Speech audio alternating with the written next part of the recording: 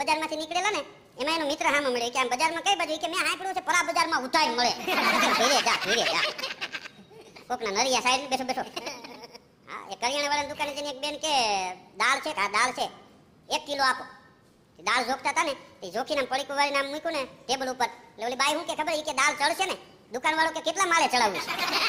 આ તો 7 માળ સુધી ચડશે એમ નહીં કે ચડતી નથી એની વાત કરું છે ને ઈ આપણા કેરે આવે ને આપણે કાંઈ વાત કરો ને તો કોઈ દી આપણી વાત સ્વીકારે નહીં. દાખલા તરીકે વરસાદ વરસતો હોય ને એ વરસાદ વરસી ગયા પછી આપણે કેરે આવે આપણે એમ કે આજ વરસાદ બહુ સારો છે. હું હોળી સારો થયો બબે આંગળે પહેલું નથી તમારા ઘરમાં બેહીને વાતો કરવી સારો થયો વરસાદ આપણે કે હઈ છે ભાઈ હઈ છે ને તમારે શાંતિ રાખવાની હું આવું એટલે આપણે કેમ એના મકાનમાં રહેતા હોય એવો દાબ મારે અને સવારે આપણે બજારમાં નીકળીને દુકાને પાછો ભેગો થાય ને આપણે વળી એની વાત કરે ને કે વરસાદ આવ્યો પણ બરોબર જાય મને હું જાય મને ખેતરમાં દાબ ગોઠણ ગરી જાય. બે જણા બેઠા તેમે એક જણો કે આ વીજળી શું થતી બીજો કે લાઈટ કરીને જોવે કેટલું પલાળવાનું બાકી.